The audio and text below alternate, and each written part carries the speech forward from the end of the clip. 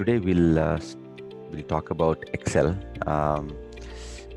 So this is what I thought about it. First of all, I think if you guys are expecting some comics, let me show you some comics. So I don't want to disappoint you guys. So right, there you go. Okay, so that's the first one. So basically, when did you guys first hear about Excel? In school. In school, okay. And that is how many years? I passed school in 2011. 2011, okay. So you heard Excel in 2011? No, before that. In school, okay. Yeah, it should be around So- 6th or 7th standard. When 6th, we have 7th computer standard. class. Yeah. So from then on until now, has its relevance decreased? Increased. Increased a little bit. For you professionally, it has increased, but if you look at the society, has it increased or decreased? It's increased. Increased. I'm not so sure if it has increased, but it has definitely not decreased. It's a constant. Those people who are using Excel, they are using from then They're to now. continuing to use it. Yeah, correct. So for me also, it was not in school actually. At that point, computers weren't that. I would say actually, yeah, between I think maybe about 10th standard or something. That's when computers have started becoming more prevalent. But more or less from after that, I have been hearing Excel. Okay. So I think it is possible. Now I'm telling you, okay, Excel, love it or hate it, you need it. And it has been there for a long time. Probably when you guys are retiring in your retiring year also, you'll probably say the same thing to the next generation. All right. Unfortunately, it is, it is that. Guys, I apologize. But all right. Okay. So Excel has been there and it will be there for some time. All right. You guys know Godrej Almiras? So Swap has something similar right behind him. It's not Godrej. It's not Godrej, but at least it looks like that. All right, cool.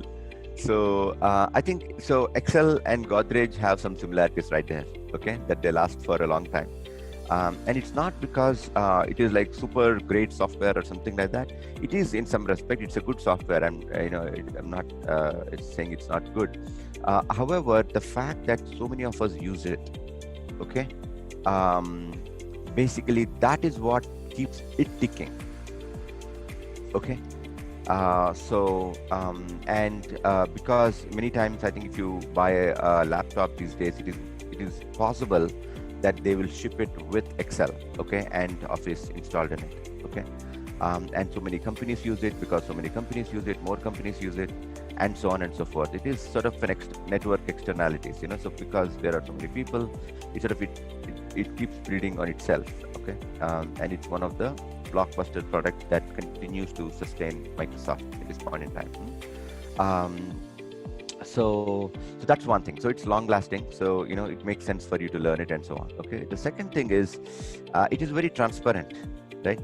So in Tableau, if a number is arrived at, okay, in fact, yesterday, Swap, Jairam and I were looking at a visualization. There is certain border, it is showing certain border, and we are trying to figure out where is it coming from. Okay. And we couldn't figure it out. Eventually we gave it up. Okay. So basically, but unlike that, or the same with calculations as well.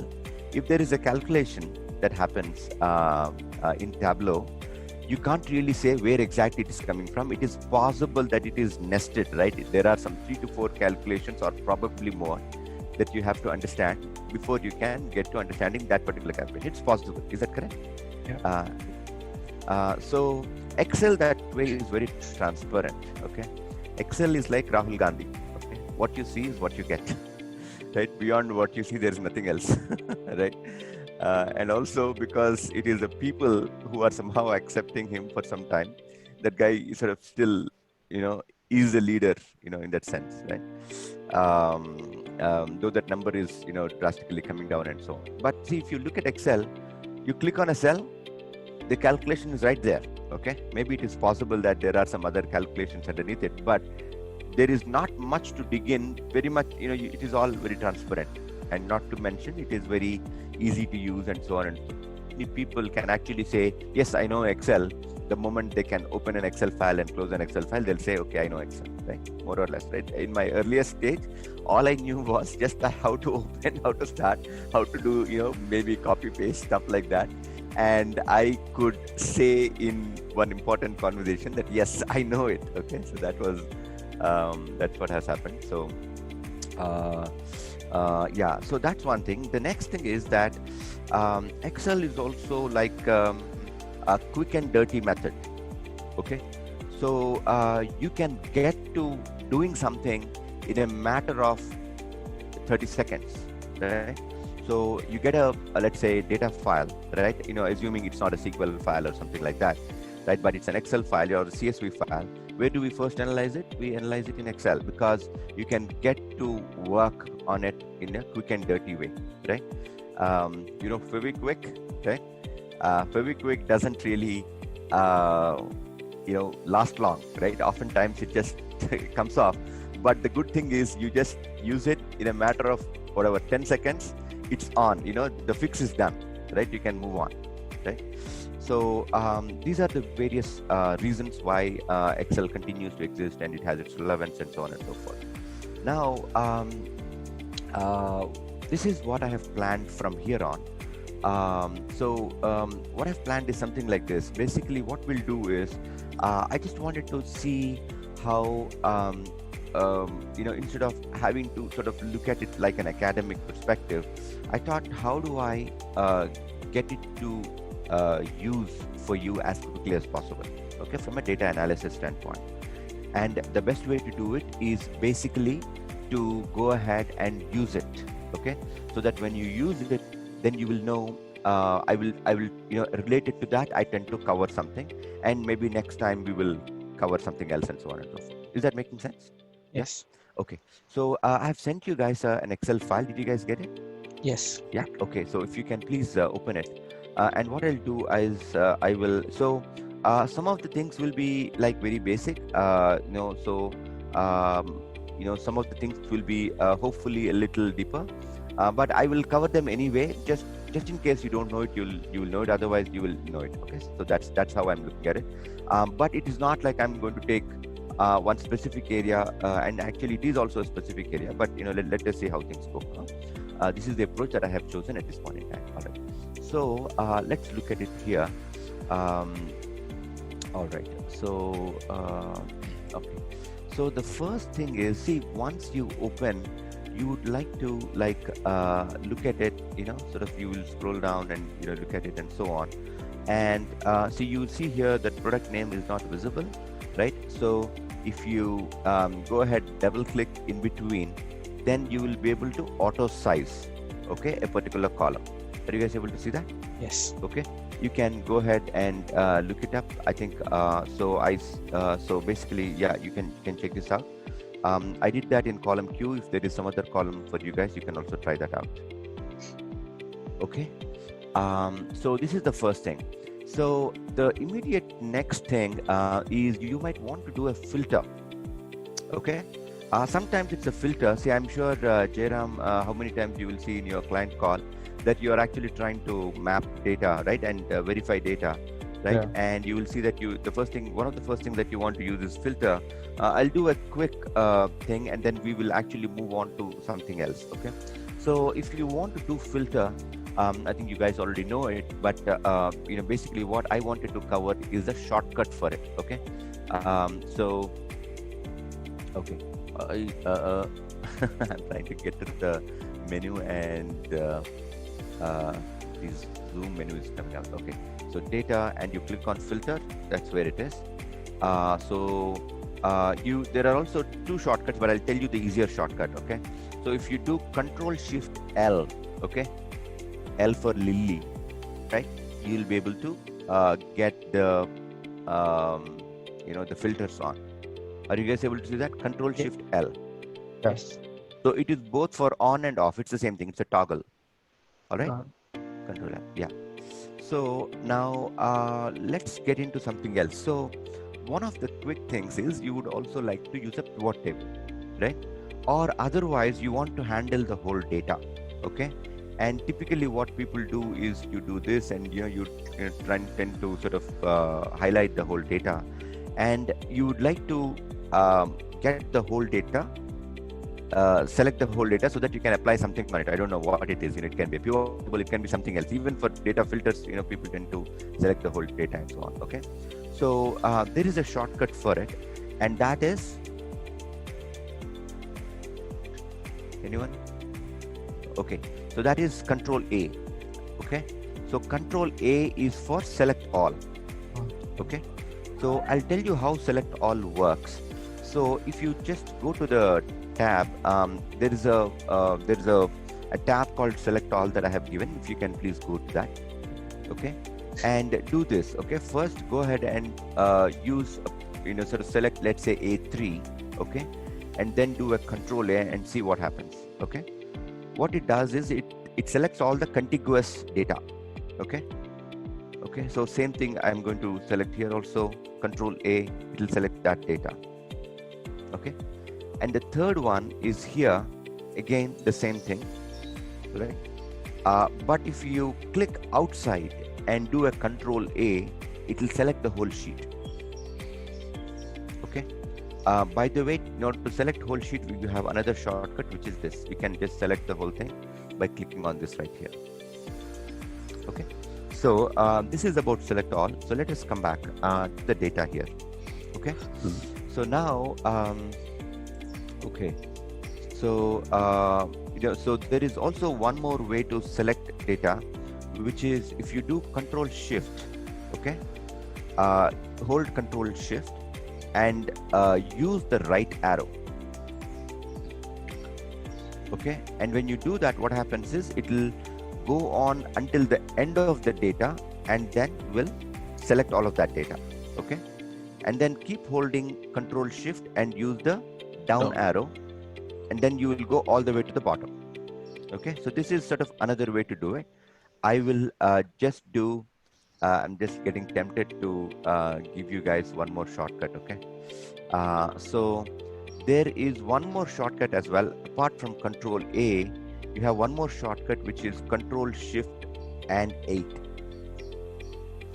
Okay, Control Shift 8 has the sort of same impact as doing a Control A. It will select everything that is contiguous. Okay, whatever is adjacent to it, it will select everything and leave other stuff which is non-contiguous. Got it, huh? All right, so let's go ahead. Now let's insert the pivot table, because oftentimes when you open data, what are you trying to do? You're trying to figure out, hey, take Jairam's example, right? Or many of you guys, right? Whenever you open data, right? So what you would like to do is, okay, let me figure out what's the total sum, what is the total sales here, for example, right? And then you're trying to figure out various parameters and so on. So for that, pivot table is very useful. So let's try to learn that, because that's the one that we need. Okay. So you guys saw it here. So basically, you go into insert. Okay. So usually, if for pivot table, I think you don't even have to do that, because see, if you look at it, what it does is it automatically selects the contiguous data. You guys saw it here. So A1 to U9995, which is the data that we had. So it already selected it, so you can go ahead. So, but you have to select the somewhere in the data though. If you do that, it will select contiguous data, right? And then okay, all right. So this is where you get the pivot table format. Okay. So okay. Everything okay so far? Yeah. Going okay now? Yes. Akhil, everything all right? Yes, Chaitanya. Yeah. Okay, cool. All right. Okay. So the first things first. So you can see here, I think the format is pretty familiar here, right? I think for everyone who is, is there anyone here who has not dealt with pivot tables before?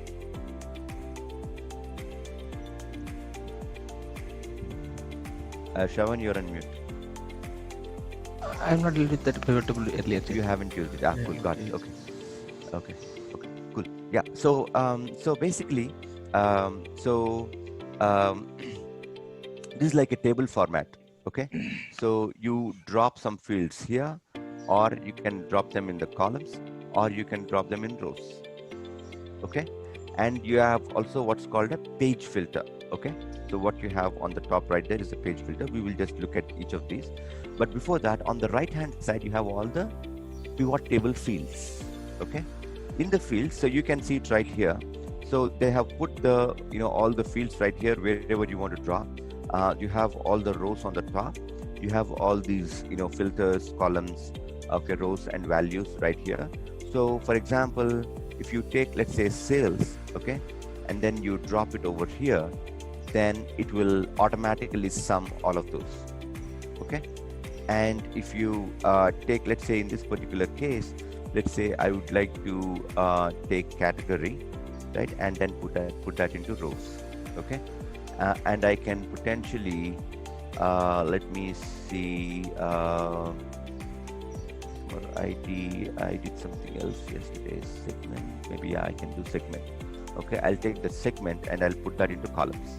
Okay, so you can see as I drag and drop, it will do the filter, it will do all the summation by itself, and it will place the data right there, okay, in that table.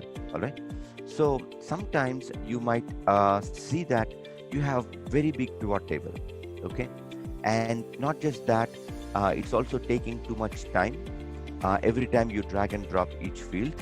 Okay, and so you might say, okay, let me first drag and drop everything, and then Excel, you do your work. Okay, so if you want that to happen, you have what is called a defer layout update option at the bottom. You can see this, there's a checkbox right there. Yeah. Okay, so when you do that, if you, let's say I put city right here, okay, city is likely to have a number of fields, then the pivot table would not update. Okay, and let's say if I want to do something else, let's say I want to get the state also, for example, just in case, right? So then now I can click update, now it will update. Okay, so when you have, let's say, Tableau open, you have maybe SQL open, right, and you have, Excel itself is a little, heavy on this data, etc., right? And at this point in time, if your Excel is becoming slow, you can use this option potentially. Okay, so now so I can sort of similarly get this out. Okay, and but the layout doesn't change. If I remove this, it'll it did not update actually. I'll have to click on, state has come back. I'll have to remove, maybe it has not come out. Okay, I have removed it. Okay, click on update. All right, there you go. Okay, so this is one option. You have some customization options, which is the good thing about Excel, right? So they'll give you some ways of customizing it, just like on your browser. You can have your own image, and people put that and they think it's theirs, but but when they click on, when they search something, right, Google keeps getting all the revenue, right? We don't get anything from it, but you feel, yay, it is my browser, whatever, right? But they'll give you some customization options. So some of these could be very relevant based on your data structure and so on and so forth, or your use. It will be potentially useful. So you have a format here, not a big deal. Typically I use this one only, but so you have this option, if you want it like this, right?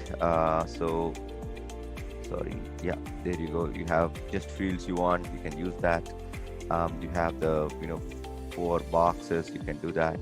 You just want this areas, you can do that. Okay, you have some customization options, if you would like that. All right, okay, so okay, all right, so let me also cover the page, and then we will move on to other stuff. All right, so far as page is concerned, page is very useful because sometimes you don't want data, like for example, let's say you have a subcategory right here, right? So you can either drag it like this, or you might just want to use one category at a time. Okay, it depends on your how you'd like to analyze, but let's say there is this option, you can drag and drop this into category, right? And when you do that, it will give you an option to select a certain category, okay, and then you will be able to view just that and not others. Okay, especially if you have, let's say, running into even 50 rows, for example, you might want to just use the page field so that it is easy for you to read it. Okay. Or if you're presenting to somebody and your data is actually in the third fold, which is the third screen from the top, you might say, okay, let me just hide all the unnecessary stuff and use only the page field in order to show the right stuff. Makes sense now? Okay. Yeah, I think this is all probably obvious, but I just wanted to cover all of this also. Okay, now let's get into the data and how to use it. Okay, so first of all, see, right now what we have done is we have done sum of sales. Okay, so first of all, if you look at this, give me 1 second. Okay.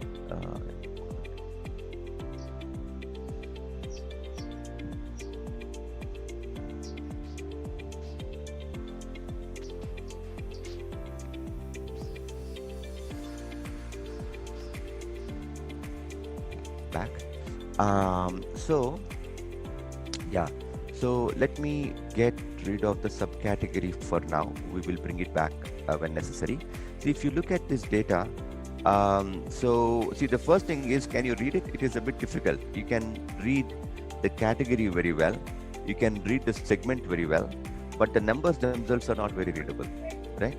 So so obviously you can do the formatting, which is you can potentially do go into this, right? You can insert the dollar symbol, and then you can get rid of this. So this is what we usually do. All right, but there is another way to do this. So typically this is what I do. So I'll just get it back. So once again, you can probably do a Control A or something if necessary, or you can select all of this, and you can do a Control Shift $. Okay, Control Shift $. Will get you the dollar symbol, okay, quickly. All right, and in fact there is not that I know that will decrease the decimal symbol. This I'm having to do manually only. Right? So sometimes you also want to, there is a dollar symbol, you don't want the dollar symbol, this kind of thing will happen. So I'll give you some shortcuts for this also. Okay, so if you just select something, actually let me just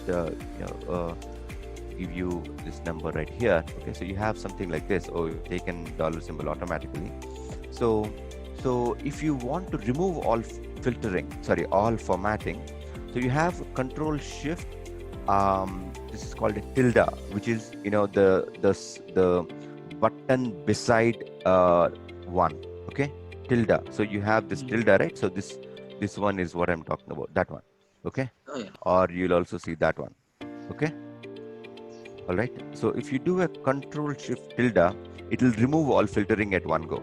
Okay, right? If you want to just, sometimes you will want to see that, you have Control Shift 1, which will get you into the comma and 2 decimals format immediately. Okay, without having to go into the formatting and all of that.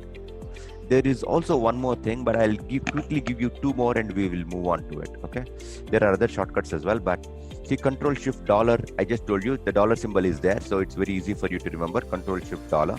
You can also do Control Shift percentage or 5 to get the percent. Got it now? Okay, Control Shift $. So the symbols are already there. You don't have to remember, right? Yeah. So the percentage, how is it calculated? Like it's giving me very big numbers for me. Oh, no, it just gives you the same number, same place.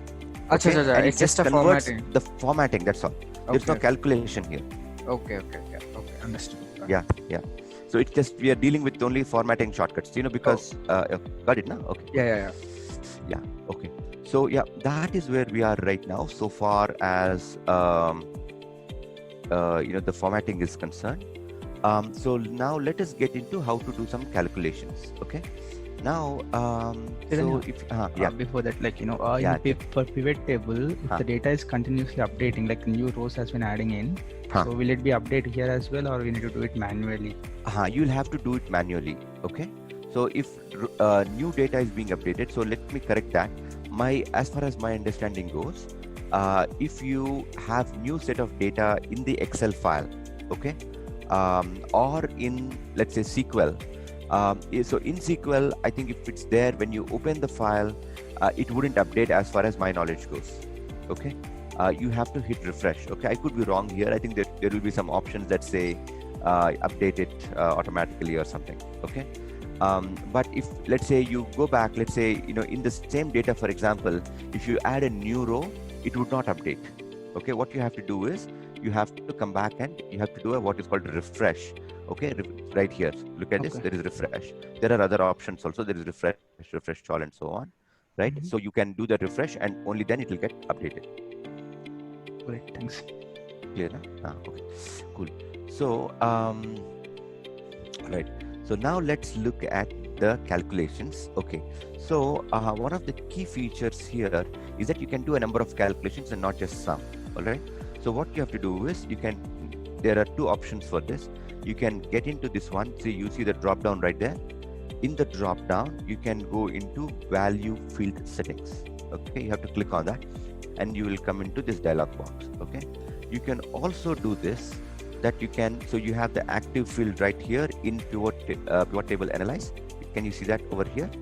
Right, you can click on the field settings, you will come to the same place. Okay, I think there should also be sum of sales, right? You right click on it, you should also be able to, yeah, you have something here as well. You can do this also. Okay, these are the three options we have to get to the same.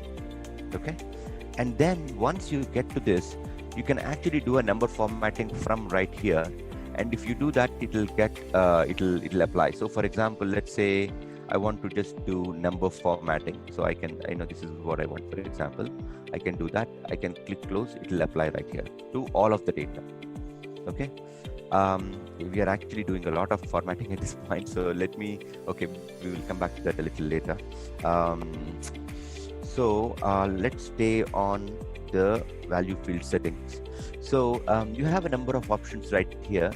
You have the count, self-explanatory, average, max, min, product. When you do product, it's actually going to multiply all the numbers in it. Okay, so it will be a very big number. There are limited use cases for it. Some has much higher. Okay, count numbers, very good option, right? If you have either nulls or some other characters or something, you can just count numbers and not others. It's a good thing.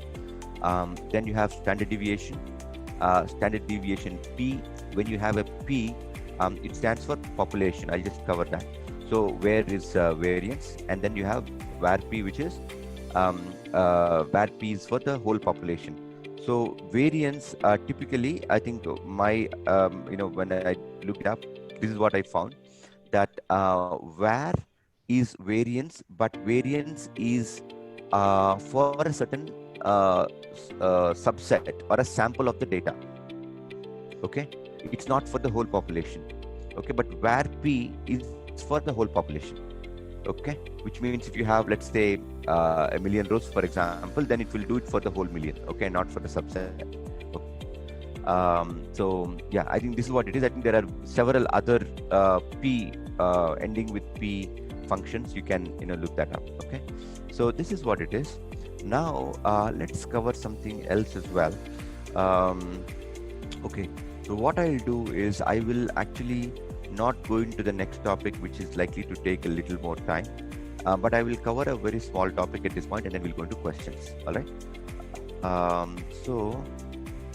So here again, I'll do number formatting right here and choose currency, and then click OK, and then you have to click OK again in order for the formatting to take effect. All right.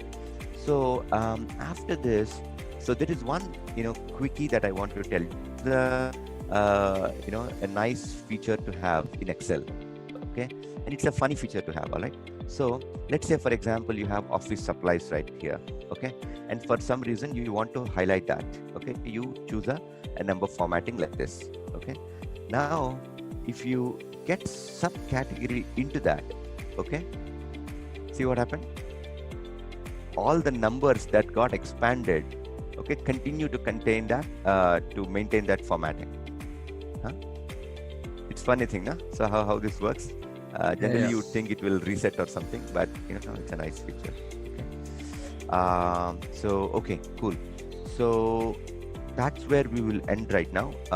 If you guys have any questions, we'll take that up.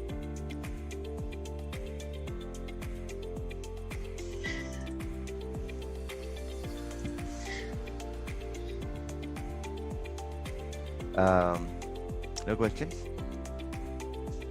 Nothing from my side. Nothing my side as well. Okay, cool. I know you guys have it. Yeah, go ahead. So from the session point of view, no questions, Chetana. It's all clear. But I'm just curious, like the Excel tool, since I've not worked on it so much, so I don't know the complete depth of how this tool can be useful. Just on a preliminary basis, I know. But since you have experience, I just want, so like when comparing Excel to other tools for data analysis, right? So I still think that there are a lot of things that in Excel that I still don't know. Yes. Coming that are useful, like maybe for merging or joining or these sort of things. So do you really do you think that it's like I just wanted to know your comparisons on Excel and with the other tools, like where do you feel Excel would play a better role than other data analysis tools, and where do you think Excel would go behind? Okay, yeah, so that's a great question. So see, Excel, this is, I covered it in a slightly different way, but there are some other aspects that I would like to cover. See, Excel still derives its currency, relevance from the fact that it is so widely used, and also the fact that you can do quick and dirty, right? So a lot of people, because it is also very sort of transparent, right? It is very easy to use, because of which it has gotten lots of uses. So for example, a lot of people use it as a database. So for example, take Shravan for example. Shravan, do you use Excel for you to store data? Right? So a lot of times we have used it. We have also used Google Sheets, but it's also, the fact that we are using Google Sheets is only because we think it is Excel online. Right? That's the way we use Google Sheets. But we have used that a number of times to store data. A lot of people use that.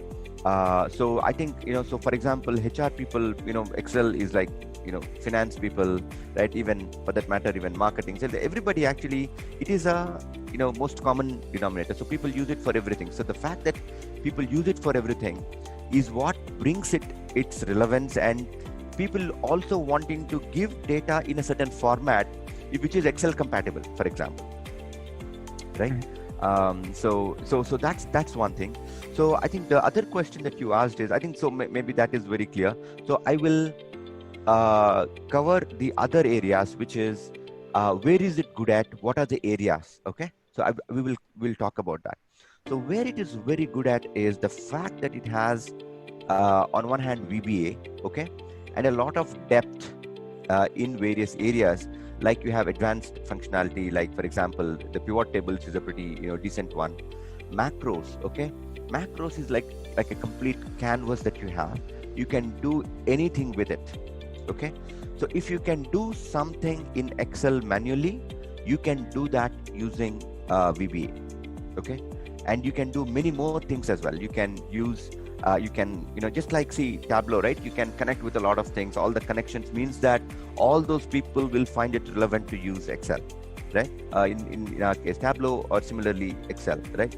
A lot of people, so for example, in companies, what they do is, so when you have to, let's say, you go analyze a report, for example, right? And the person feels the need for greater analysis. So they give you just a download. So you just download that and start to use it. So these days, just like, even Tableau allows export, right? So because there is further need for analysis even after Tableau is there, so people tend to export it and then use it offline and so on and so forth. And the fact that, so, see, formulas are some of the very widely used tools. What they have given a lot of formulas, just like in Tablew or in SQL. I think these have become the norm everywhere. And obviously, I would think maybe Excel is one of the tools, because it has existed from a lot earlier. It is one of the tools that has created and used these formulas. right? And the fact that you can use either a variance or some of these other functions ready-made, right? It's like a package, like it's like having an R package wherein you don't have to create something from scratch or write code. You can just use a function, right, and be able to get a lot done and give you the output, right? A lot of that, so a lot of scientific community uses this, and a lot of engineers for their day-to-day work, they use this, and so on and so forth. So for example, some time ago we have created a street lighting tool that we have done for an international sort of not-for-profit organization, which helps in basically helping communities decrease usage, be more energy efficient. Okay, it's called CLASP, and we have in fact a case study for it. It's on our website. Basically, we have used some of the functions to be able to create a tool that helps municipalities basically make sure that the lighting is appropriate on both sides of the road, right? And basically it will help you figure out how many lanes you would have, and if you have so many lanes, what kind of strength of the bulbs you should have, how much, what should the height be, and so on and so forth. Okay, so it because there is so much of functionality that is behind the scene that's already embedded, and all of that, so a lot of people sort of find it very useful for all of this stuff. Formulas, what you can do with formulas is not just that you can write a formula, but in combination with a lot of other formulas, you can create templates. Okay, it's like saying, okay, you have bricks, right, and you have cement, right, and you have sand, and so on and so forth. But with that, you can build anything, right? So all these formulas, formatting, right, even for that matter, pivot tables, all of these are just the brick and all the other raw material. But using that, let's say for example, we have created a financial model using which you can analyze, let's say, if there is a company that keeps on building newer, let's say theaters, okay, which is a heavy investment item, right? If you want to build a theater, it's quite a costly thing, right? It's capital intensive.